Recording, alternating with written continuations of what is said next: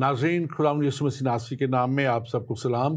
मैं आपका खादम, आपका host Reverend Doctor Robinson Asghar ईमान का सफ़र प्रोग्राम लेके आज फिर आपके सामने हाज़िर हूँ। और नाज़रीन, मैं खुदावंद अपने खुदा का शुक्र करता हूँ जो हमारी ज़िंदगी में हमें बार बार ये मौके अता करता है कि हम ईमान की उन हदों तक पहुँचें जहाँ खुदावंद हमारा खुदा हमें देखना चाहता है। यकीनन खुदा का कलाम यानी बाइबल मुक़द्दस हमें ये बताती है कि हमें उन तमाम सच्चाइयों को जानना है और तमाम उन बातों को जो खुदावंद हमारे खुदा ने हमारे लिए नबियों के वसीला से और फिर आखिर में अपने बेटे यीशु मसीह के वसीला से हम तक पहुंचा दी, उन सब बातों को और उन सच्चाइयों को और उन सारे भेदों को जानना है जो कलाम मुक़द्दस में हमारे लिए दर्ज कर दिए गए।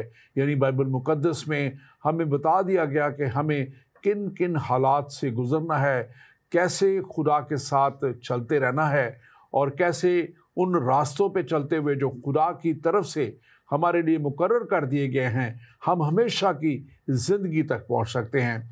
और हम आजकल एक सिलसिला शुरू किया है, हमने उमाल की किताब से रसूलों के उमाल, जिसे पाक रूह के उमाल भी कहा जाता है, क्योंकि पाक रूह के वसीला से ये तमाम बातें शागिर्दों को बताई गई, पहुंचाई गई।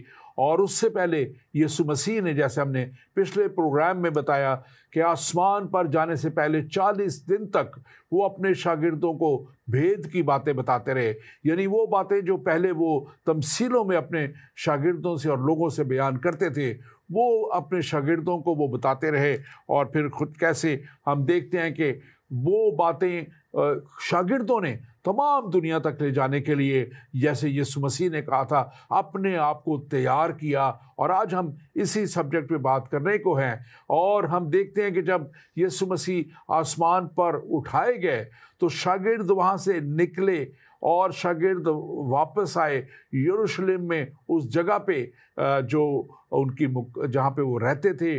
और वो जगह एक बाला खाना था और उस बाला खाना में वो रहते भी थे और मिल के दुआ भी किया करते थे। और आज इसी टॉपिक पे हम बात करेंगे। उमाल की किताब पहला बाब और उसके 15 आयत 13, 14, 15 आयत से आगे चलते हुए बाला खाना और पेंतिकोस्त, जो कि दूसरे बाब पे फिर उसका जिक्र आता है, हम इन सारी बातों को आज देखेंगे कि कैसे ये शागिर्द उस रास्ते पे चले, उस जगह तक पहुँचे और फिर उस जगह में 10 दिन तक वो दुआ में मुसलसल ठहरे रहे। और उनके साथ साथ 120 की जमात थी और उसके ताल्लुक से हम बात करेंगे। और आज इस सारी बातों को आप तक पहुंचाएंगे कि कैसे इब्तदाई कलीसिया ने जब जन्म लिया, एक इब्तदाई कलीसिया के जो हम कहेंगे कि बुनियाद जो थी वो शागिर्दों के वसीला से रखी गई। लेकिन वो दिन जो पेंतिकोस्त का दिन था, वो दिन था जबकि ये कलीसिया बाहर निकली और फिर और लोगों को उन्होंने अपने साथ शामिल किया। और उस बुनियाद के ऊपर जो ये रखी गई शागिर्दों के वसीला से एक कलीसिया का कैसे जन्म हुआ और फिर ये जन्म पूरी दुनिया में, पूरी कलीसिया ये फैलती गई। और आज इस सारे टॉपिक पे बात करने के लिए स्टूडियो में मेरे साथ मौजूद हैं डॉक्टर मॉरिस एडवर्ड मसीह। डॉक्टर मॉरिस एडवर्ड जो हैं खुदा के बहुत ही मजे हुए खादम हैं। बहुत से लंबा अरसा से 50 साल से ज़्यादा इनको खुदा के खिदमत में हो गए हैं। और ये लुटन इंटरनेशनल चर्च के बानी हैं और खुदा की खिदमत करते हैं। और मैं इनको इनके बचपन से ही जानता हूँ, क्योंकि हम इकट्ठे रहे, पले बड़े और जवान हुए। और उसके बाद ये खुदा की खिदमत करते हुए मुल्क इंग्लिस्तान और दूसरे मुल्कों में आ गए और अब हम दोबारा मिल के यहाँ पे खिदमत करते हैं। Pastor doctor Edward, welcome to the show. आपको वेलकम करते हैं। और आप अपने ताल्लुक से मज़ीद कुछ बताना चाहें और इसके साथ साथ ये भी बताइएगा कि ये आज का जो सब्जेक्ट है बाला खाना और ये पेंटिकोस्ट की क्या अहमियत है जो बाइबल मुक़द्दस के मुताबिक। मुख्तसर तौर से ये कहना चाहूँगा कि सबसे पहले खुदा का शुक्र करता हूँ, मैं डॉक्टर असगर रॉबिन्सन के साथ ये मुझे मौका मिला कि मैं अपने तमाम दोस्तों अज़ीज़ों को इस मीडिया के ज़रिए से शलाम कहता हूँ, सलाम कहता हूँ। और हमारा आने वाले दिनों में अक्टूबर में इसराइल का टूर है और वहाँ पे हम इस बालाखाना को फिर एक बार नए तौर से देखेंगे और बहुत से और लोग बहन भाई हमारे साथ जो इस ग्रुप में शामिल हैं वहाँ हम ज़ियारत करेंगे। और आज का जो टॉपिक है बालाखाने का वो है अपर रूम, वहाँ जहाँ 120 की जमात मिलकर खुदा के रूह के नज़ूल का इंतज़ार कर रहे थे।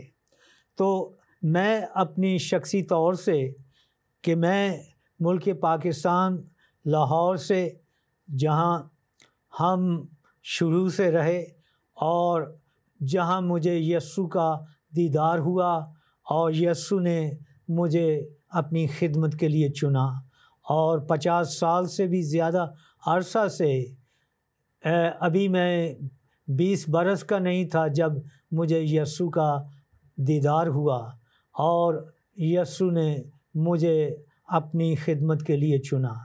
और अब ये है कि उसका नौकर, उसका खादिम मुख्तलिफ़ ममालिक में मैं खिदमत करता हूँ और अगले महीने मैं फ़िनलैंड में कुछ अर्सा के लिए और उसके बाद इसराइल में, और जहाँ कहीं भी खुदावंद मुझे ले जाए मैं उसका ग़ुलाम हूँ, नौकर हूँ उसकी खिदमत के लिए। तो आज के इस प्रोग्राम में हम बहुत से हवालाजात देखेंगे और खुदावंद किस तौर से अपने लोगों को अपनी खिदमत के लिए बुलाता है, माजी में, हाल में, मुस्तकबिल में, वो खुदावंद है। आमीन आमीन। हम खुदा का शुक्र करते हैं और उस सारी खिदमत के लिए जो आप करते रहे, और मैं जानता हूँ कि आपको कैसे खुदा बड़े बड़े मोजज़ात के लिए भी और जो है प्रॉफिटिक वर्ड के लिए भी, प्रोफेसी के लिए भी यूज़ करता रहा। आज जब हम बात करते हैं तो इस बालाखाना की, अब ये शागिर्द जो हैं ये जब यीशु मसीह आसमान पर उठा लिए गए तो ये एक बड़ा मकसद और एक बड़ा मिशन खुदा के यीशु मसीह की तरफ से और खुदा की तरफ से उन्हें दिया गया था। यीशु मसीह ने जाते हुए एक तो पर्टिकुलरली शागिर्दों को और फिर सब ईमानदारों के लिए ये कहा था कि जिसको इरशाद आज़म कहा जाता है कि तुम तमाम दुनिया में जाके अंजील की मुनादी करो और उन्हें बाप, बेटे और पाक रूह के नाम से बपतिस्मा दो। यानी कि बपतिस्मा गुनाहों से मुआफ़ी का जो एक रास्ता है वो दे दिया गया ताकि उस रास्ते पे चल के जो कोई ईमान लाए हलाक ना हो बल्कि हमेशा की ज़िंदगी पाए। तो हम देखते हैं कि यीशु मसीह ने इन 40 दिनों में अपने शागिर्दों को, कहते हैं ना कि इंग्लिश का वर्ड है एम्पावर करना, उनको भरा, उस कलाम से भरा, उस सारी ट्रेनिंग से, कलाम की बातों से यीशु मसीह ने उन्हें ख़ास तौर पे भेदों से आशना किया। और जब वो आसमान पर उठाए गए तो फिर उनको एक और उनको इरशाद दिया गया था और वो कहा गया था कि ठहरे रहो जब तक कि तुम्हें कुव्वत का लिबास ना मिले। यानी कि दुनिया को उस जगह तक लेके आने के लिए, लोगों को निजात के रास्ते पे लेके आने के लिए, लोगों को बुत परस्ती से और दूसरी गलत तालीमात से जो है वो सही तालीम पे लेके आने के लिए एक ऐसी कुव्वत की ज़रूरत थी जो पाक रूह की कुव्वत जिसको हम कहते हैं, खुदा के रूह से भर जाने की कुव्वत हम कहते हैं। तो ये कुव्वत जो है दी गई थी। आप इसके ताल्लुक से ज़रा आप थोड़े लफ्ज़ों में बयान कीजिएगा कि ठहरे रहने के लिए क्यों और कैसे ये कहा गया। मैं अपने ज़ाती तजर्बे से भी और कलाम के तजर्बात से भी ये कहूँगा कि हर ईमानदार को खुदा के रूह कुद्दस की ज़रूरत है। हम उसके गवाह नहीं हो सकते जब तक हमें वो रूह का लिबास ना मिले। वो ज़बान, वो बोलियाँ, वो भेद, वो मकाशे जो हैं आज भी, जिस तरह उस वक़्त जो शागिर्द 10 रोज़ तक उस बालाखाने में दुआ और रोज़े में ठहरे, हमें भी, मैं इस बात पर एम्फसिस और डालूँगा कि आज भी हमें ज़रूरत है उसके मज़बा पर आने की, ठहरने की, दुआ और रोज़े में, कि हमें वो कुव्वत का लिबास मिले और हम उस लिबास को ओढ़ कर, पहन कर वो काम कर सकें जो जिसके लिए खुदावन ने उन शागिर्दों को बुलाया। और आज 20वीं 21वीं सदी में नए शागिर्दों को उसी तौर से बुलाता है। हालात फ़र्क नज़र आए, लेकिन वो चीज़ें जो कलाम की हैं वो वैसी हैं, कलाम नहीं बदला, ज़रूरियात वैसी ही हैं इंसान की। हर इंसान जो है उसको खुदा की ज़रूरत है, और बग़ैर रूह के हम यीशु को पेश नहीं कर सकते। आमीन, आमीन, आमीन। बहुत आपने खूबसूरत अच्छे तरीके से बताया। और मैं अपने नाजरीन से कहूँगा कि अगर आपको जो किसी तरह से फेसबुक पे आप नहीं दे सकते तो आप होशाना.com पे आप हमें देख सकते हैं, या आप हमें ज़िंदगी टीवी जो है उसके .net के ऊपर देख सकते हैं। ज़िंदगी टीवी .net के ऊपर आप देख सकते हैं। हमारे जो ऐप है ज़िंदगी टीवी का, उस पर आप देख सकते हैं, और आप इस प्रोग्राम को आप फॉलो कर सकते हैं हमारे साथ। पास्टर एडवर्ड, अब हम आगे बढ़ते हुए हम देखते हैं कि यहाँ पे जो इस उमाल की किताब में जो है पहला बाब उसकी 13वीं आयत में लिखा है, और वहाँ पे जब ये बाला खाना में जाते हैं तो वहाँ 11 शागिर्दों के नाम दिए गए। मैं नाम नहीं पढ़ रहा, लेकिन सारे शागिर्दों के नाम दिए गए हैं।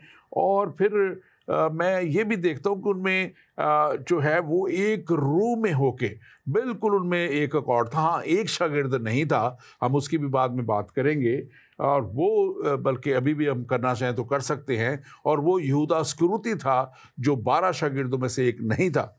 और ये जो 11 थे, ये मैं एक इसको इस तरह भी देखता हूँ कि ये कोई बहुत बड़ी बैकग्राउंड से नहीं आए थे, ये मुख्तलिफ बैकग्राउंड से थे, और बहुत ज़्यादा कोई पढ़े लिखे भी नहीं थे, जो थे बहुत एक आम बैकग्राउंड से यीशु मसीह ने चुना।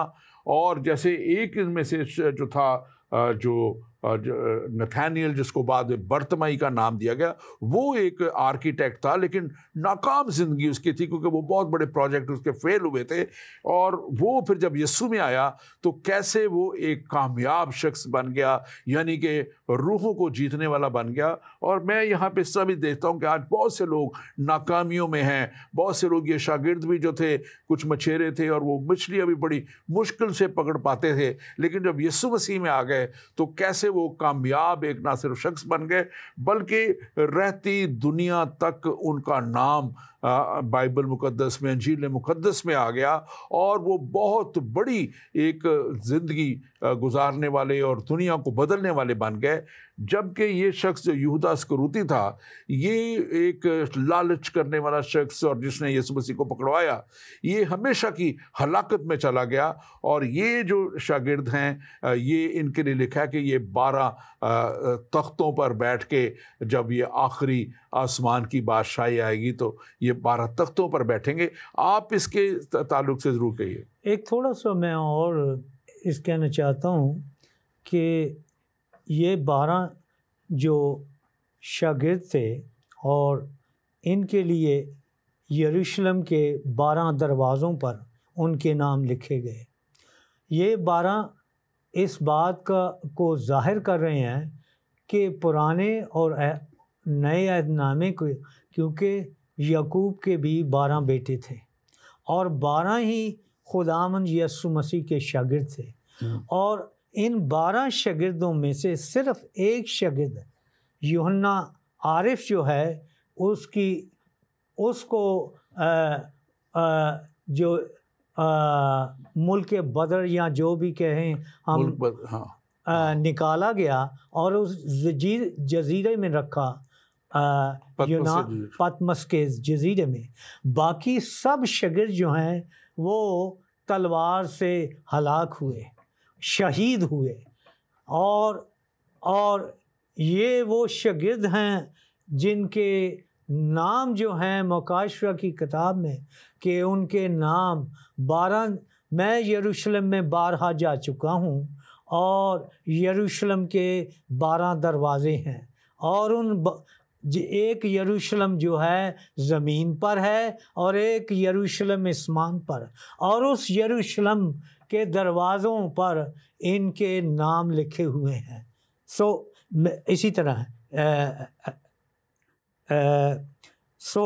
ये जो 12 रसूल हैं, पुराने अहदनामे से, नए अहदनामे से, याकूब के बेटे 12 कबीले, 12 शागिर्द, और हम देखते हैं कि खुदावंद के और भी शागिर्द थे इनके अलावा, जो इन 12 के साथ शामिल नहीं, लेकिन वो शागिर्द हैं। और आज भी खुदावंद यीशु मसीह अपने लिए शागिर्द चुनता है। आमीन, आमीन। और मैं अपने नाज़रीन से कहूँगा कि हमारी फेसबुक लाइव स्ट्रीम जो है वो शुरू हो चुकी हुई है। हम आपको वेलकम करते हैं, और हम ख़ास तौर पे जो है इस बात के लिए भी आपके शुक्रगुजार है कि आप ये प्रोग्राम देखते हैं। आप ज़रूर हमारे फेसबुक पेज ईमान के सफ़र को और यूट्यूब पेज ईमान के सफ़र को लाइक कीजिए, और ज़रूर आप इसको शेयर भी कीजिए, ताकि बहुत से लोगों तक ये आज का प्रोग्राम जो बाला खाना और पेंतिकोस्त के ताल्लुक़ से है, ये आप लोगों तक पहुंचा सकें इसको, क्योंकि बहुत अहम तालीम है कि कैसे शागिर्दों ने उस बाला खाना में रह के अपने आप को यीशु मसीह के कलाम के मुताबिक जो है ताबे किया उस कलाम के, और दुआ में ठहरे रहे, और कैसे उनको वो जो एक बहुत बड़ी कुव्वत जो है खुदा का पाक रूह का मिल जाना उनके लिए जारी और सारी हुआ। तो पास्टर एडवर्ड, जब हम बात कर रहे हैं आज इस सारे सब्जेक्ट पे, तो इस पे हम देखते हैं कि जैसे मैंने कहा था, तो यह तमाम शागिर्दों को जो है उनका रहती दुनिया तक नाम हो गया, और उनका नाम कैसा ज़बरदस्त एक ना सिर्फ दुनिया में है बल्कि आसमान में लिखा जा चुका हुआ है। लेकिन जो लोग खुदा से दूरी में चले जाते हैं, यानी कि यहूदा इस्करियोती की तरह ये लालच में था, ये पैसों की लालच में था, और कैसे आज लोग दुनिया जो है पैसों की लालच में, पैसों के पीछे पड़ी है, और वो आसमान की बादशाही को खो देते हैं। और जैसे इस यहूदा इस्करियोती ने जो है खो दिया इस सारी बात को, तो ये मैं समझता हूँ कि बड़ा एक अहम बात है। और एक बात और है कि इस बाला खाना में आप इस पे ज़रूर तब्सरा कीजिएगा कि लिखा है कि यीशु मसीह के शागिर्द और फिर 120 की जमात ये मिल के दुआ कर रहे थे। और यहाँ पे लिखा हुआ है 14वीं आयत पहले बाब की जो है उसमें लिखा हुआ है, और ये सब और के सब चंद औरतों और यीशु की माँ मरियम और उसके भाइयों के साथ एक दिल होके दुआ में मशगूल रहे। तो आप इसके ज़रा बताइएगा इसके ताल्लुक से।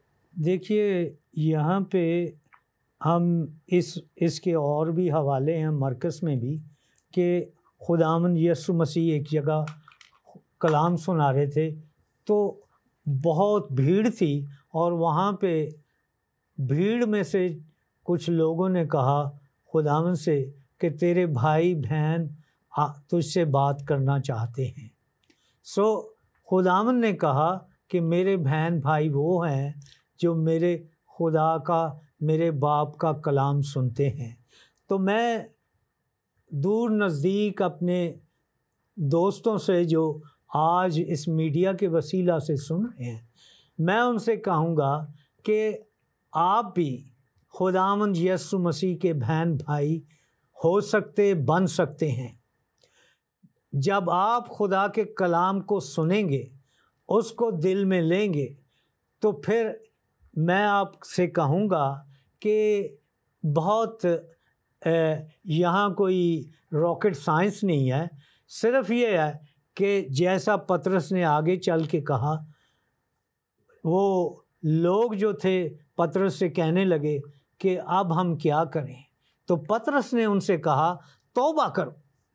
आज हमारा इस चैनल के ज़रिए पैगाम है हर एक के लिए कि तौबा करे और अपने गुनाहों की माफ़ी मांगे और यीशु मसीह को शख्सी तौर पर कबूल करे, तो आपका नाम भी जैसे इन शागिर्दों का नाम लिखा गया, आपका नाम यीशु मसीह की ज़िंदगी की किताब में लिखा जाएगा। एश्योरेंस है आपके लिए नजात की, मुआफ़ी की, छुटकारे की, और यीशु मसीह को कबूल करने से आप नई ज़िंदगी के वारिस हो जाएंगे। मैं समझता हूँ कि भाई मैंने आपके सवाल का जवाब दिया। बिल्कुल, और ये जो बात आपने कही है बड़ी अहम कही है, और ये शागिर्द भी लिखा है कि ये 120 की जमात 10 दिन तक वह लिखा है कि वो वहाँ पे इस बालाखाना में दुआ में और रोज़े में ठहरे रहे, और लिखा हुआ है वहाँ पे कि वो वननेस में थे, वो सब एक दिल होके लिखा हुआ है एक दिल होके, ऑल इन वन अकॉर्ड, एक दिल होकर ये जो है ये दुआ कर रहे थे। और मैं समझता हूँ कि ब्रेक थ्रू जो है, सक्सेस जो है, जो चाबी है, कुंजी है, ये एक वननेस में है, दुआ करने में है। और इसके साथ साथ दूसरी बात इसमें, दूसरी कुंजी कह ले कि मुतवातर मुसलसल दुआ करने में है। ये 10 दिन मुसलसल दुआ करते रहे हैं।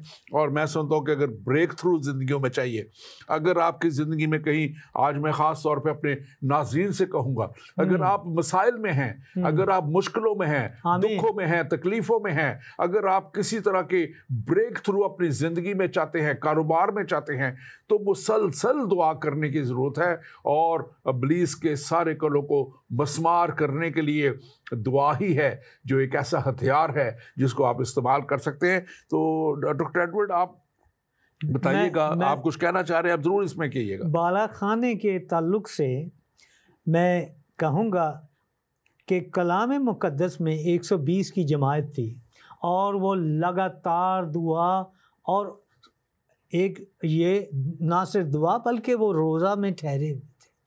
तो आज यरूशलेम में जब भी किसी वक्त कोई जाए, उस बालाखाना में लगातार डॉक्टर रॉबिन्सन के लोग अब भी लगातार हर रोज़ उस बालाखाना में दुआ करते हैं। मैं खुद भी गया हूँ, और आपको ये इत्तेफाक होगा कि आप भी देखें कि मैं ये कह रहा हूँ कि लोग अब भी उस बालाखाना में, लेकिन जो लोग बालाखाना में नहीं जा सकते, आपके घर में बालाखाना हो सकता है।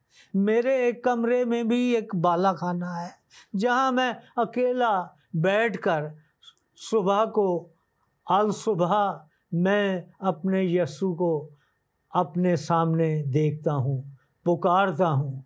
वो मेरा बालाखाना है, और एक मेरा बालाखाना मेरे दिल में है। आपके दिल में भी बालाखाना होना चाहिए। बिल्कुल। क्या आप तैयार हैं कि आप अपने दिल के बालाखाना को खोलें? बिल्कुल, ये मैं समझता हूँ कि निहायत ही ज़रूरी है कि ये बालाखाना सिर्फ यरूशलेम में ही ज़रूरी नहीं है। आपने ये बहुत खूबसूरत बात कही है कि आप जहाँ कहीं भी हैं, हम जहाँ कहीं भी है, वही जगह हमारा बालाखाना है, बालाखाना बन सकती है। यानी बालाखाना मीन्स के दुआ की जगह, और उस दुआ की जगह में ख़ास तौर पे हम देखते हैं कि ये शागिर्द जो यीशु मसीह के साथ, मैं समझता हूँ कि बिगेस्ट सेमिनरी जो कहते हैं ना, पढ़ाने की जगह यीशु मसीह से बढ़ के हो नहीं सकती। और उसमें हम ख़ास तौर पे देखते हैं कि एक और चीज़, और वो ये है कि यीशु मसीह की माँ मुकद्दसा मरियम, जिनका एक बहुत बड़ा रुतबा है, लेकिन इंसान होते हुए, और वो खुद उनको भी बाखरू की ज़रूरत थी, और वो इसमें जो इस जमात में शामिल थे। फिर यीशु मसीह के भाई लिखा है, और उसके भाई, और ये बहुत से हवालों में आया हुआ है जहाँ उसके भाई उसके साथ थे, जो बाद में उसके साथ हुए। शुरू में शायद इतना वो साथ नहीं थे, लेकिन यीशु मसीह के मसलूबियत के दौरान और फिर उसके जी उठने के बाद वो यीशु मसीह की मिनिस्ट्री में शामिल हुए, उसके साथ हुए, और फिर बाद में वो निकले भी, और उन्होंने मुनादी की दूर दूर तक। तो आज मैं समझता हूँ कि इस बात को ख़ास तौर पे देखना है कि यीशु मसीह ही है जिसके आगे हर घुटना झुकना है। यीशु मसीह ही है जिससे हम मांग सकते हैं। हमारे लिए कोई और वसीला, कोई और जरिया दिया नहीं गया, बल्कि यीशु मसीह ने खुद कहा था कि तुम दुआ में ठहरे रहो जब तक तुम्हें कुव्वत का लिबास ना मिले। और वो कुव्वत का लिबास पाक रूह है, जिसके ताल्लुक से हम आगे बात करेंगे। लेकिन आप हमें ये बताइए कि ये जो है ख़ास तौर पे मुक़द्दसा मरियम का यहाँ पे होना, आप इसके ताल्लुक से क्या कहते हैं? मैं समझता हूँ कि देखिए, जैसे कि वो मुक़द्दसा मरियम जिनका ज़िक्र हम देखते हैं यहाँ पर कि वो खुदा का चुना हुआ वसीला थी, जिनके वसीला से यीशु मसीह इस दुनिया में आए, उनकी वलादत हुई। और यीशु मसीह की माँ जिसके बारे में बाद हिस्टोरियन लिखते हैं कि वो तरसीस के मकाम में, जो आज वो टर्की का हिस्सा है, तो वो भी खुदावंद की इस खिदमत में शामिल रही, एवेंजलिज्म करती रही और अपने इन ईमानदारों के साथ मिलकर। तो मरियम की, जिसे हम मुक़द्दसा मरियम कहते हैं, उनकी भी इतनी ज़रूरत है जितनी एक आम शख्स की, कि खुदा बाप को जानना, यीशु मसीह को नजात दहिंदा मानना, पाक रूह की खिदमत में आना। और ये जो है हम सब की ज़रूरत है, जैसे मरियम की ज़रूरत थी कि वो ईद पेंतिकोस के दिन वहाँ पर बाकी जमात के साथ, शागिर्दों के साथ शामिल थी। तो मैं पर्सनली सोचता हूँ शख्सी तौर पर कि जैसे वो रूहुल कुद्दस के मोहताज थी, इसी तरह हम सब खुदा के रूह के मोहताज हैं, उसको रूह को जानने के लिए, पाने के लिए। जैसे उनकी ज़रूरत है, हम सबों की ज़रूरत है। आमीन, आमीन। और हमारे पास एक मैसेज आया है, हमें वो फेसबुक पेज पे हमारे जो पाक ज़िंदगी है, ख़ास तौर पे एक और पेज हम आपको बताते हैं, हमारे जो ज़िंदगी टीवी का पेज है पाक ज़िंदगी, आप उसको भी लाइक कीजिए ताकि आप तक ये प्रोग्राम और बहुत से और प्रोग्राम जो है वो पहुंचते रहें। और आप ज़रूर, आपका अगर कोई सवाल है तो हमारा व्हाट्सएप नंबर है +1 585 542 5900। तो आप ये प्रोग्राम जो है आप ज़रूर देखते हुए, जब अगर आपका कोई सवाल हो तो उस पर आप हमें कॉल कर सकते हैं। अगर आप कॉल नहीं करना चाहते तो आप लिख के सवाल अपना भेज सकते हैं और हम आपके सवाल का ज़रूर जवाब देंगे। हमारे साथ एक सवाल भी हमारे पास आ चुका है, लिखा है, जनाब मसीह की सलामती आपके साथ हो। जनाब मेरा सवाल ये है कि जब ईद पेंतिकोस्त आई तो अंजील में लिखा है कि लोगों ने गैर ज़ुबान में बातें करना शुरू की, और लोग आज भी गैर ज़ुबान में बातें करते हैं। लेकिन पौलुस ने कहा कि जब तक तुम में कोई गैर ज़ुबान का तर्जुमा करने वाला ना हो तो वो गैर ज़ुबान में बात ना करे। आपकी क्या राय है? तो मेरे भाई, इसमें अगर आप एक आयत पे अगर अपनी तालीम को सारी को बेस कर लेंगे तो फिर आप पूरी थियोलॉजी पे नहीं आप जो है उसको देख सकेंगे। ये एक जगह एक ख़ास पैराए में आया है उस वक्त, क्योंकि शायद इसको जो कहा जाता है कि इसका कुछ ज़्यादा ही इस्तेमाल हो रहा था और इसको कुछ शायद ज़्यादा ज़्यादती कह लें या ज़्यादा इसको अहमियत दी जा रही थी, ये वर्ड मैं कहूँगा। तो उस पैराए में उस वक्त में ये ख़ास एक कलीसिया को उस वक्त लिखा गया। लेकिन बहुत सी जगहों पे मौजूद लिखा हुआ है, ये भी कहा गया कि जो है गैर ज़ुबानें बोलने से मना ना करो।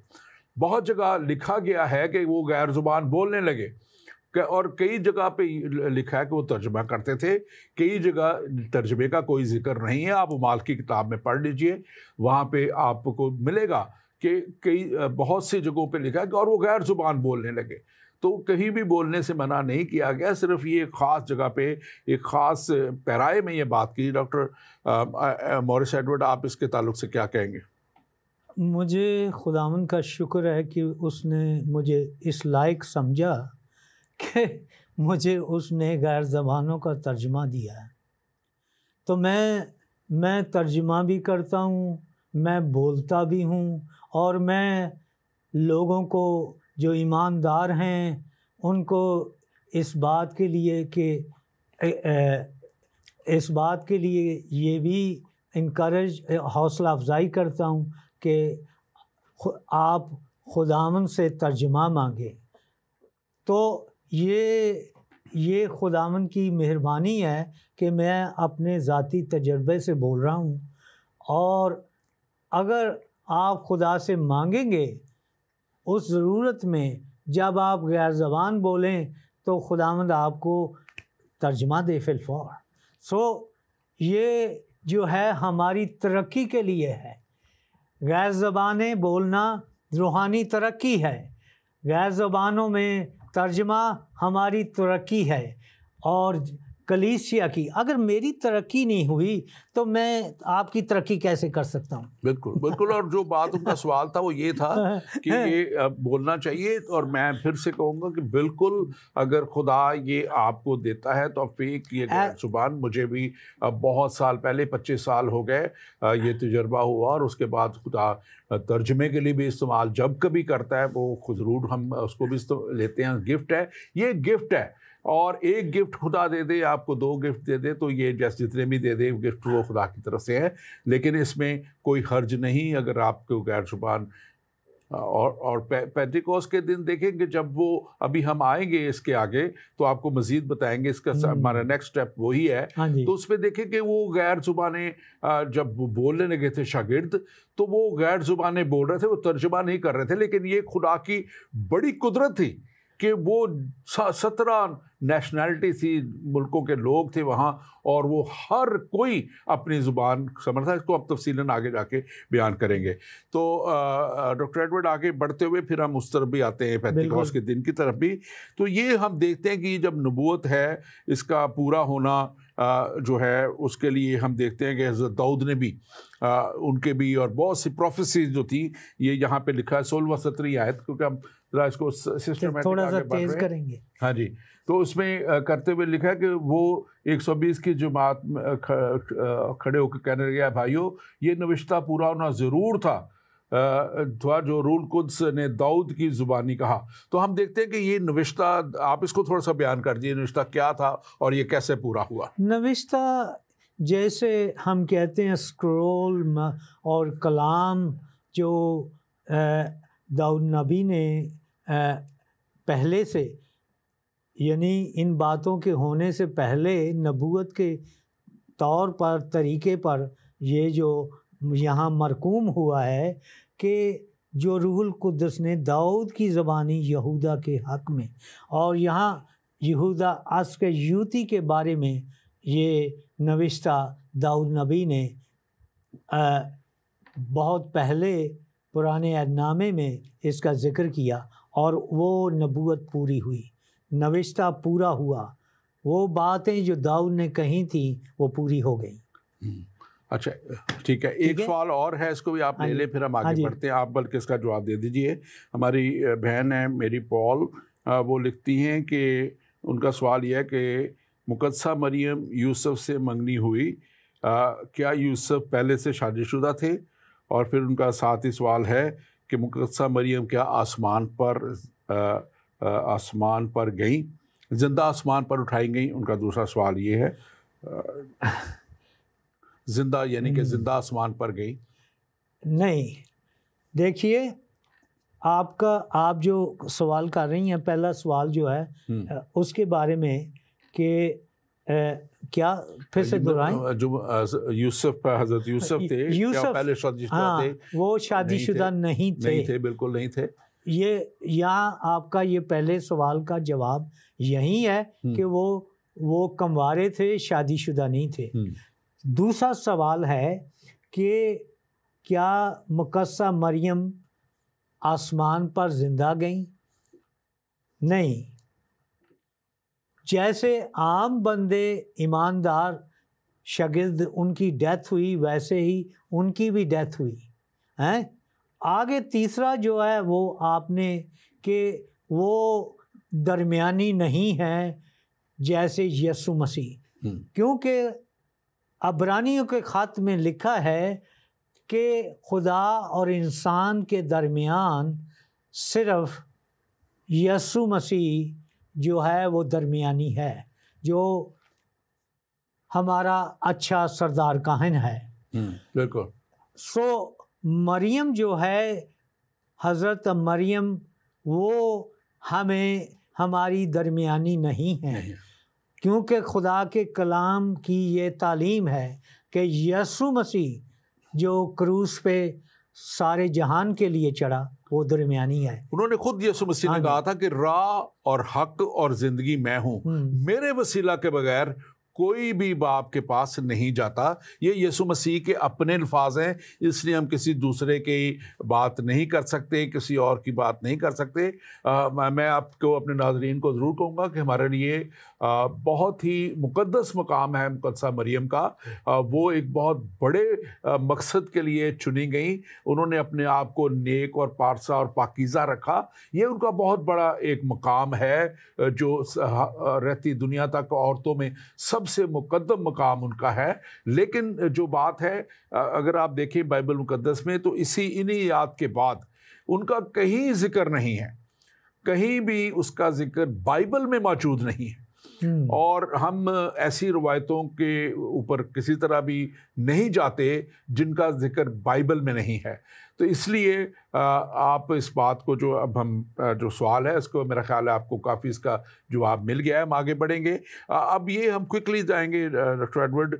अब ये था कि उसमें कैसे जो था एक ये कहना चाहिए कि 12वां शागिर्द, अब उसका जगह वो उन्होंने दुआ करके, क्योंकि 12 शागिर्द यीशु मसीह ने चुने थे, और एक जो यहूदा अस्करूती है वो अपने अमाल की वजह से, वो लिखा है कि वो फिर उसने खुदकुशी की और दरख्त से गिरे, उनका पेट फट गया, अंतड़ियाँ बाहर निकल आई। अगली आयत में लिखा हुआ है, हम उसको मज़ीद डिस्कस नहीं करेंगे।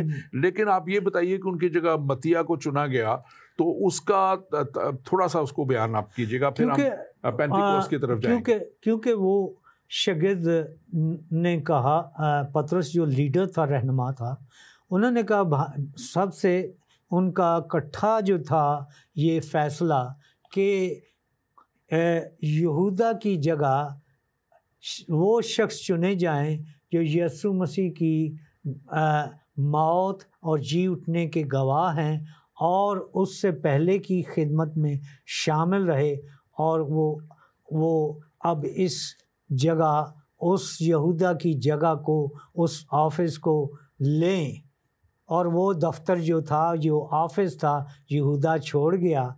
और यहाँ पे इमाल की किताब में जो लिखा है कि उसका घर उजड़ जाए और उसमें कोई बसने वाला ना रहे और उसका ओहदा दूसरा ले ले, तो लिहाजा उन्होंने यहूदा की जगह 2 शख्स रखे। और हम उनके बारे में 22वीं आयत में पढ़ते हैं, 23वीं आयत में हैं। दूसरा एक शख्स जो था वो यूसुफ को, जो बरअब्बास कहलाता है और जिसका लक़ब जो है यूसुस, और दूसरा जो है मत्तिया। तो 2 शख्स जो हैं ये चुने, लेकिन उनके लिए भी कुरा डाला गया, कुरा के मुआफिक। और फिर जो है मत्तियास जो है वो उन 11 के साथ शामिल हुआ जो उस ऑफिस में आ गया। लेकिन हम मत्तिया के बारे में आगे चलकर कुछ नहीं पढ़ते, कुछ नहीं जिक्र उसका सुनते। ठीक है, बिल्कुल ठीक है। हमारे पास एक और सवाल इधर फेसबुक पे आया है, इसको अभी क्विकली हम जवाब देते हैं।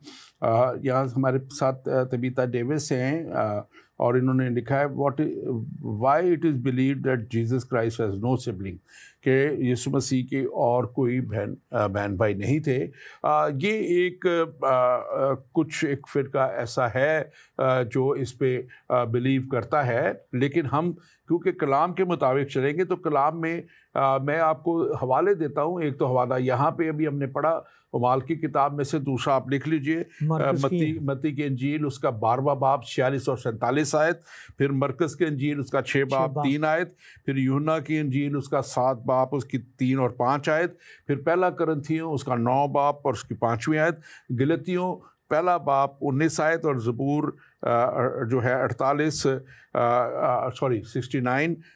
उसका 8वीं आयत, ये सब बयान करते हैं। और मैं एक सिर्फ हवाला ये आपके सामने पढ़ देता हूँ, और ये मत्ती की इंजील उसका जो 12वां बाब और 46 और 47 आयत में लिखा है, जब वो भीड़ से कह रहा था तो उसके माँ और भाई बाहर खड़े थे और उससे बात करना चाहते थे, और किसी ने उससे कहा, देख तेरे माँ और तेरे भाई बाहर खड़े हैं और तुझसे बात करना चाहते हैं। और ये बड़ा क्लियरली यहाँ पे लिखा हुआ है, और भी सारे वालों में क्लियर है। सो इसको आप पढ़ लीजिएगा, देख लीजिएगा। बाकी जैसे भी लोग इसको करना चाहते हैं वो सोच सकते हैं, कर सकते हैं, लेकिन हकीकत की बात यही है। हमारे पास एक और सवाल है और उसके बाद हम ज़रूर आगे बढ़ेंगे, हमने अपना सब्जेक्ट भी क्लोज़ करना है। पादरी रॉबिन्सन साहब, मेरा सवाल आपसे है कि आप फरमा रहे हैं कि कुछ ऐसे हवाला जात मिलते हैं जिनमें तर्जमा करने का जिक्र नहीं मिलता। मुझे ये बात बताइए, जो लोग आज गैर ज़ुबान में बात करते हैं उनसे ऐसा लगता है कि वो ज़ुबान का हकीकी तौर पर कोई वजूद नहीं है।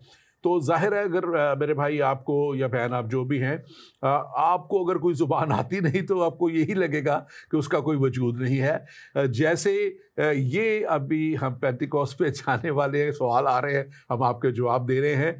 तो जब ईद पेंतिकोस्त के दिन भी लोग यही कह रहे थे, जब शागिर्दों ने जब वो बोल रहे थे तो लग रहा था कि ये नशे में हैं, तो वो लोग कहने लगे कि ये लगता है कि ताज़ा मै के नशे में है। तो उन्होंने कहा कि अभी तो दिन ही है, क्योंकि उनको उस वक्त समझ नहीं आ रही थी। लेकिन जब खुदा की कुदरत ने छू लिया और लिखा है कि वो सब समझ, उनको पता ऐसे लगने लगा कि ये मेरी ही ज़ुबान बोल रहे हैं।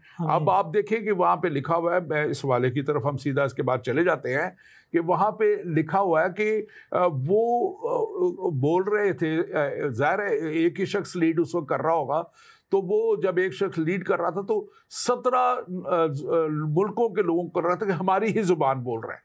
तो ज़ाहिर है वो ज़ुबान तो एक ही बोल रहा था, वो गैर ज़ुबान बोल रहा था, जो भी खुदा ने उसको ज़ुबान उस वक्त अल्फाज दिए थे।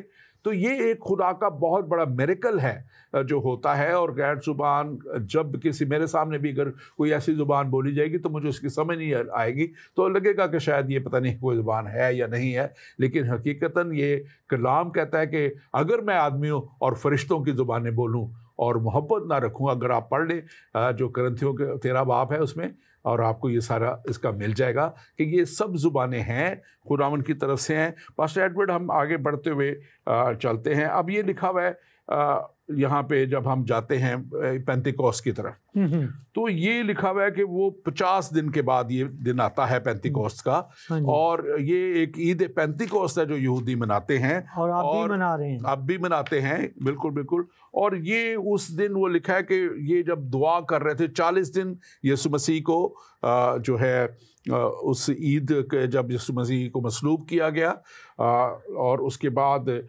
40 दिन वो रहे और 10 दिन तक ये दुआ में रहे, और ये 50वां दिन था जब ये पेंतिकोस्त का दिन था, और वो दुआ से जब निकले हैं बाहर, तो आप इसको बयान कीजिए कि वो क्या सारी कैसे ये खुदा की कुदरत ने काम किया उस दिन।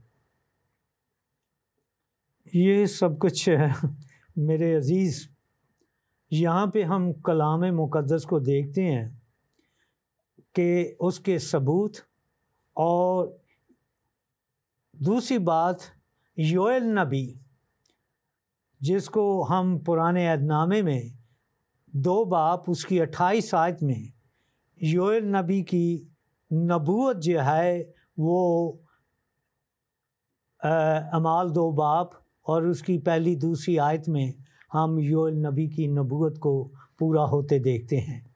कि योएल नबी ने जो फरमाया वो इसी तरह कि आखिरी वक्त में, वहाँ योएल कहता है आखिरी वक्त में या आखिरी दिन में ये ऐसा होगा। तो वो आखिरी दिन जो था वो पेंतीकोस का दिन।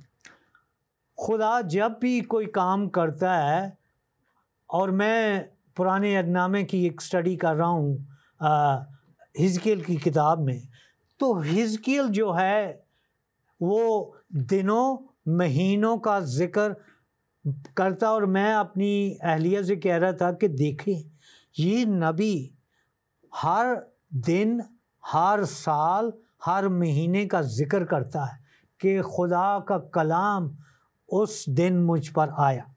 तो अब योएल कहता है कि आखिरी वक्त में, यानी वो ईद पेंतीकोस का जिक्र करता है कि उन दिनों में मैं अपने रूह को हर फर्द बशर पर डालूँगा। और वहाँ वो जिक्र है जिन जिन लोगों का, आगे जो हमारा फर्दी आगे हम जब बढ़ रहे हैं इस मजमून की तरफ, ये कुछ छोटा सा मजमून नहीं है, और इस पर जब हम देख रहे हैं कि ईद, ये फेस्टिवल, ये ईद का दिन, जश्न का दिन, पेंटिकॉस्ट 50 दिन, पेंटी मीन 50 वो टाइम, वो वक्त खुदा का मकर्रा कि खुदा अपनी कौम को, अपने लोगों को वो उस दिन विज़िट करेगा, आएगा। ये विजिटेशन का दिन है ईद पेंटिकोस। जी बिल्कुल। और क्या कि वहाँ पर 17 मुल्कों के लोग, जब मैं इसराइल जाता हूँ तो वहाँ यरूशलेम के बाज़ारों में सिर्फ हिब्रू हम नहीं सुनते, वहाँ पे कई ज़बानें चल रही हैं। कोई अफ्रीका से आ रहा है, कोई कनाडा से, कोई हिंदुस्तान से कोई बोली बोल रहा है। अरे कहाँ कहाँ से लोग जो हैं वहाँ पे, तो अब 17 नहीं बल्कि हर कौम से लोग हैं। आज भी खुदावंद हमें फिर इस ईद पेंतीकोस में लाना चाहता है। 2000 साल के बाद फिर भी एक दफ़ा हमें ज़रूरत है कि हम इस आग से मुलब्बस हों। आमीन आमीन। और हमारे पास एक और सवाल है, इसको भी हम देख लेते हैं। पादरी रॉबिन्सन साहब, लगता है कि आप इंजील को गौर से नहीं पढ़ते। वहाँ लिखा है कि हर कोई ये समझ रहा था कि ये हमारी ही ज़ुबान बोल रहा है। हाँ जी। लेकिन आज गैर ज़ुबान बोली जाती है, तो ऐसा क्यों नहीं लगता? तो मेरे भाई, अगर आप एक आयत लिख लीजिए अपने पास, और उसको, वो है लूका की इंजील और उसका आखिरी बाब 24वां बाब और उसकी 45वीं आयत में यीशु मसीह ने अपने शागिर्दों के लिखा जहन को खोला। तो जब जहन खुल जाता है ना, तो फिर चीज़ें समझ आनी शुरू हो जाती हैं। मैंने बिल्कुल नहीं कहा, मैंने ये आपको कहा कि ये एक बहुत बड़ा खुदा का मोजज़ा है।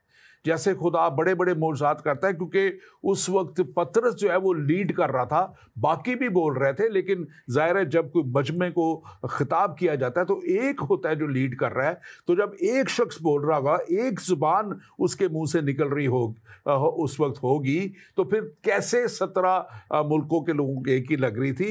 ये खुदा की वो कुदरत है जो उनको उनकी ज़ुबान में वो बात समझा रही थी, और ये खुदा ही कर सकता है, कोई इंसान नहीं कर सकता। आमीन। और ये काम आपकी ज़िंदगी में भी खुदा कर सकता है। अगर आप भी इसको दुआ करके खुदा से मांगे तो वो आपको इसका तर्जुमा भी देगा। जैसे डॉक्टर मॉरिस एडवर्ड ने बताया, मुझे भी खुदा ने बहुत सी जगह लैम्प फेलोशिप में हम बैठते थे, दुआ करते थे, बहुत तर्जुमे के लिए भी इस्तेमाल किया।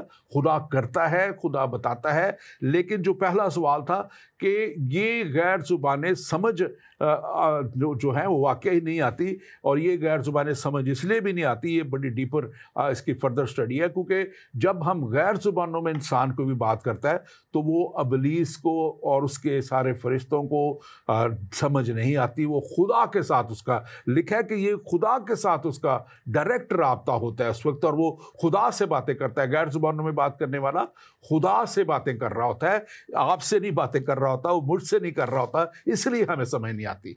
तो आप इसको पढ़ लीजिएगा, किताब मुक़द्दस में ये लिखा हुआ है। डॉक्टर एडवर्ड, आगे बढ़ते हुए इस सब्जेक्ट को हम जब कंप्लीट करते हैं तो यहाँ पे हम देखते हैं कि ये जब बड़ा मोर्चा होता है तो एक बहुत बड़ा काम भी होता है।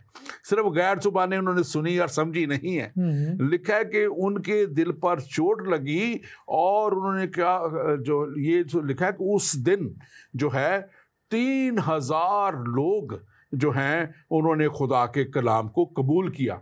3000 लोगों का, और ये वो पहली इब्तदाई कलीसिया है। जैसे मैंने पहले कहा कि बुनियाद जो है वो ये शागिर्द थे जो फाउंडेशन कलीसिया की ये थे, लेकिन उसके ऊपर जो है ये जो कलीसिया बनती है, और लिखा है कि उन्होंने 3000 ने ही बपतिस्मा लिया। तो आप इमेजिन करें, मैं तो इसको आज सुबह सोच रहा था कि वो कितना क्या ज़बरदस्त समा होगा कि ये 3000 लोग जब वो गए होंगे वहाँ पे बपतिस्मा लेने के लिए, तो कितना बड़ा मजमा होगा, और फिर ये 120 की जमात उन्हें जो है वो बपतिस्मा दे रही होगी। कैसी अजीब वहाँ पे खुदा की कुदरत होगी जिसको मैं समझता हूँ कि हम शायद सोच नहीं सकते इस वक्त। तो आप इसके ऊपर जरूर बयान कीजिए थोड़ा सा। देखें, ये एक सब्जेक्ट है गैर ज़बानों का, जहाँ बहुत से लोग जो हैं चर्चेस में इधर उधर और अच्छी तरह समझ नहीं पाए, लेकिन ये कमी भी है कुछ लोगों को समझाने की या समझने की। तो मरकज़ की इंजील उसके 16 बाब 18 आयत में लिखा है, और ऐसे लिखा है कि नई नई ज़बानें बोलेंगे, वो मेरे नाम से बदरूहों को निकालेंगे, नई नई ज़बानें बोलेंगे। अब यहाँ पे मैं थोड़ा सा, यहाँ थोड़ी सी ट्विस्ट है। मैं काफ़ी साल हुए, हम फ़िनलैंड में एक जगह एक चर्च में एक ख़ातून ने गैर ज़बान में बोली, और मुझे कहा गया उस औरत के लिए, और मैंने कहा ये ज़बान जो है खुदा की तरफ से नहीं, ये ज़बान शैतान की तरफ से भी है। क्योंकि मैंने कई बार ऐसी चीज़ों को मैं एक्सपोज कर चुका हूँ। डिसर्न करना, हाँ बिल्कुल, कि आया ये खुदा की तरफ से हैं या शैतान की तरफ से हैं। क्योंकि शैतान चाहता है कि वो भी, जहाँ खुदा का काम होता है शैतान अपना काम भी करता है। और मेरे साथ और लोग थे, वो भी हक्के बक्के रह गए कि ये पाजी साहब ने क्या क्या दिया कर दिया। मैंने कहा ये जो गैर ज़बान आपने बोली है, ये खुदा के रूह की ज़बान नहीं, ये शैतान से है। और वो ख़ातून, मैंने कहा अब मैं आपको बताऊं, आपकी ज़िंदगी जो है वो दुरुस्त नहीं है। आपने अपने खामन को छोड़ा हुआ, और आप एक बिटरनेस, एक कड़वाहट की ज़िंदगी में है। उस औरत ने तौबा की। बिल्कुल। और हमने ये बहुत दफ़ा हुआ है, ये होता है। हमारे पास टाइम बहुत थोड़ा सा रह गया। मेरे घर की एक मुलाजमा जो मुस्लिम थी, उसकी बेटी को छठी जमात में, जबकि अभी ABC वहाँ शुरू होती है उर्दू के क्लासेस में, और उसके अंदर जब ये स्पिरिट आई तो वो ऐसे एक्सेंट में इंग्लिश बोलने लगी जैसे पता नहीं क्या था। और फिर वो और भी ज़बानें, तो मैंने उसको उसी वक्त, मेरे घर में बैठे हुए उसके लिए दुआ कर रहे थे, तो मैंने उसको उसी वक्त कहा, मैंने कहा तू एक मुझे कहने लगी कि आप मतलब कि जो है हम मुस्लिम, मेरे ऊपर कैसे दुआ कर सकते? मैं कहा यू आर इविल स्पिरिट, तेरा कहाँ से मज़हब आया, तू अपने आप को कैसे मुस्लिम कहती है? मैंने कहा इसलिए तू चुप कर और खामोश हो। तो ये बहुत सी गैर ऐसी अरवा जो है ऐसी ज़ुबानें इस्तेमाल करती हैं। बहुत दफ़ा मैंने देखा कि जब हम गैर ज़ुबान में दुआ कर रहे होते थे तो वो स्पिरिट्स भी शुरू हो जाती थी, फिर जब हम डांटते थे वो खामोश होती थी। लेकिन अब हम अपने सब जब क्लोज करते हुए आप कुछ कहना चाह रहे हैं? हाँ, सिर्फ 1 मिनट है। पहला कुरिन्थियों 14 बाब, उसमें लिखा है कि शागिर्दों से क्या कहा गया कि दुआ करो कि तुम्हें तर्जमा भी मिले। सो हमें ये हुक्म है कि हम दुआ करें, तर्जमा मिले, ताकि हम कलीसिया की तरक्की का सबब हो, ना कि हलाकत का। बिल्कुल। और एक बात जो मैं ज़रूर कहना चाहता हूँ कि अब ये जो काम जब ये लोगों ने, जब हम अपने सब्जेक्ट की तरफ क्लोज करते हुए, हाँ जी, यहाँ पे लिखा हुआ है दूसरा बाब 42वीं आयत में, और ये रसूलों से तालीम पाने और रफाकत रखने और रोटी तोड़ने और दुआ करने में मशगूल रहे। अब असल काम जो है इस तौबा और इस निजात के बाद वो क्या है? वो ये है कि तालीम पाने में और रफाकत रखने में और रोटी तोड़ने में और दुआ करने में। This is the key, this is the, वो कहते हैं ना कि एक ज़रूरी काम है जो करना है ताकि वो तौबा, वो निजात जो है वो आपकी ज़िंदगी में पूरा काम करे। हमारे पास वक्त ख़त्म हो गया। Thank you very much pastor Edward, हम आपके लिए शुक्रगुजार हैं। मुझे पता है आप बहुत कुछ और कहना चाह रहे हैं लेकिन हमारे पास वक्त और नहीं रहा। और मेरे नाज़रीन, आपके लिए हम शुक्रगुजार हैं जो आप हमें सवाल भेजते हैं और हम आपके लिए शुक्रगुजार हैं। बहुत से ने एप्रिसिएशन भी प्रोग्राम में भेजी है और यहाँ पे लिखा है कि आजकल के लिए ये प्रोग्राम बहुत ही ब्लेस्ड इन्फॉर्मेशन आपने हमें दी है। और आप दोनों के लिए, गेस्ट के लिए भी, आपके लिए भी शुक्रिया लिखा है बहुत से लोगों ने। और ब्यूटीफुल यूनाइटेड प्रोग्राम, इन सारी बातों के लिए हम सारा जलाल खुदा बाप, खुदा बेटे, खुदा पाक रूह के नाम को देते हैं। लेकिन एक बात हम आपसे ज़रूर कहेंगे कि जो बात आयत मैंने आखिर में पढ़ी, आप अगर बरकत में आगे बढ़ना चाहते हैं, अगर आप शागिर्दों की तरह तालीम को, मोज़ात को अपनी ज़िंदगी में देखना चाहते हैं, अगर आप शागिर्दों की तरह निकल के बहुत सी रूहें जीतना चाहते हैं, तो जो फार्मूला यहाँ दिया गया है वो ये है कि ये रसूलों से तालीम पाने और रफाकत रखने और रोटी तोड़ने, यानी कि उस होली कम्युनियन में जो यीशु मसीह ने कहा था कि मेरी यादगारी में यही किया करो। उसने रोटी ली और तोड़ी और कहा कि ये मेरा बदन है जो तुम्हारे लिए सलीब पे तोड़ा जाएगा, कुर्बान किया जाएगा, इसे मेरी यादगारी में ऐसे किया। फिर उसने प्याला लिया और कहा कि ये मेरा वो खून है जो नया अहद का खून है जो तुम्हारे लिए बहाया जाएगा। तो जब तक आप इस नए अहद के खून में शामिल नहीं होते, जब तक कि उसके खून को, उसके कफारे को आप कबूल नहीं करते, जब तक कि आप उसकी उस सलीबी मौत को और फिर मौत और कब्र और फतह पा लेने को आप कबूल नहीं करते, तो आप किसी भी तौर पे आप आगे नहीं बढ़ पाएंगे, हमेशा की ज़िंदगी में दाखिल नहीं हो पाएंगे। इसलिए ज़रूरी है कि आप उस तौर पे इसके साथ चलें। और फिर ये आपको जो नेमतें हैं, जो गैर ज़ुबानों की नेमत है, तर्जमा की नेमत है, शिफा देने की नेमत है, रूहों के इम्तियाज़ की नेमत है, बहुत सी नेमतें हैं, ये भी खुदा आपको देगा। लेकिन उससे पहले ज़रूर है कि आप उसके साथ एक रिफाकत में उस बाला खाना में चले जाएं,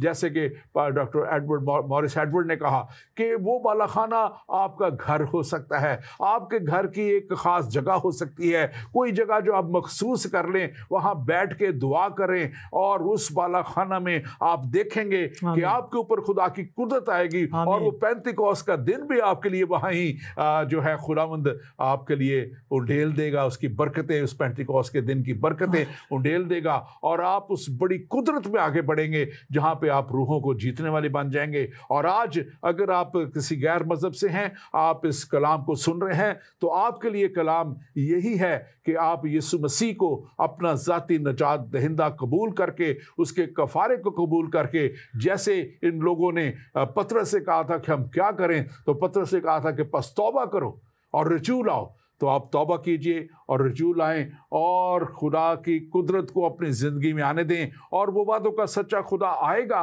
और आपको अपनी बड़ी बरकत में आके लेके जाएगा। आमीन। आपके लिए वो बड़े बड़े और हर तरह के बंधनों को तोड़ेगा और आपको उस बड़ी रफाकत में आगे बढ़ाएगा जो उसके पाक रूह की रफाकत है, और पाक रूह की रफाकत में आप आगे बढ़ते जाएंगे।